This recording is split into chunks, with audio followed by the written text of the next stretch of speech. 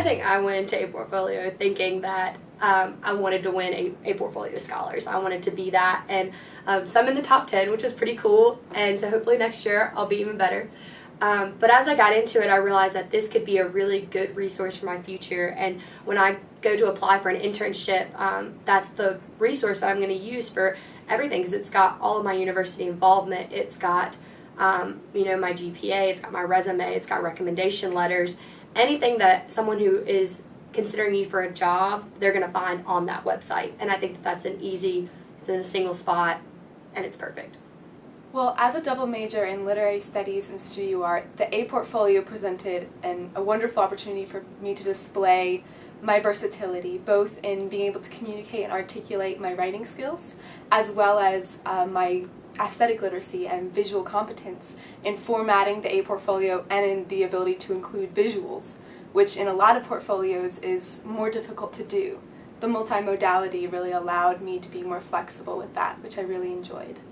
Making my Aportfolio, I really enjoyed reflecting over the past several years at Appalachian and reflecting on the different classes I had taken and different internships I'd done, so I just really enjoyed kind of putting all that together into one piece that kind of reflected my entire time at Appalachian. Working on the Aportfolio helped me to realize how everything that I've been working on is interconnected, and how coming from an interdisciplinary background, how my studio art background connects and relates to and interweaves with my literature studies background, my writing skills, working at the Writing Center, how that informs and translates to working at whatever other jobs or whatever opportunities I had.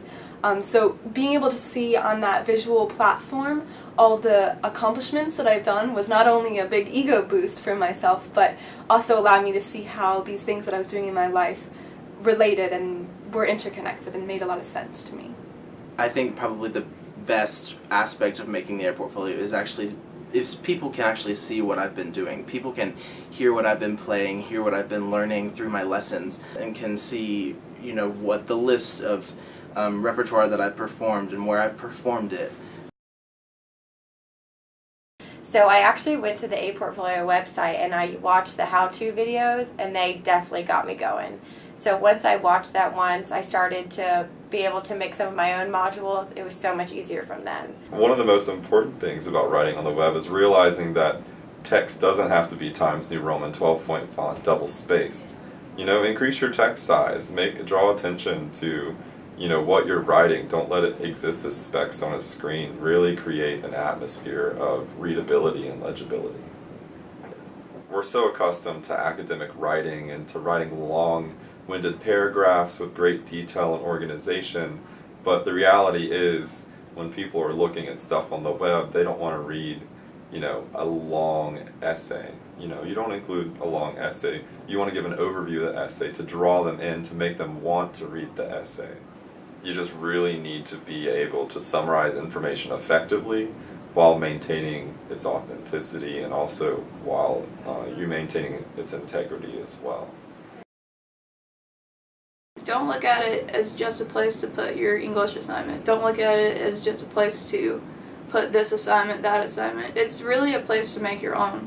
You're wanting to put your best work while simultaneously adding that little bit of touch of you. So as you're building it, as you're going through it, trying to figure out what to put, make sure you express yourself as well as your work. The greatest advice I would have for someone embarking on an Aportfolio is to keep in mind that this is a reflection of yourself, and that it is in the internet world, and in an ever-increasing digital world we have to be very conscious of our online presence. So only professional content, things you would want to be out there, and your best work, but at the same time don't be afraid to be a little experimental, like I had for a business entrepreneurship I had that I wanted to include that was perhaps a little bit more risky, but worthwhile. With the Aportfolio, and through the ease of just clicking and viewing things, you're really able to showcase a lot more of who you are rather than just text on a one-page resume. Allow yourself enough time to really put it together and think what you want into it, because if you give yourself just a day or a few days to throw your portfolio together, it's not going to be as good as you as it could be. Being able to build a website of something that I've done throughout my time at Appalachian, it was really awesome to see the final product and to know that I've done all those things and I was able to serve this university.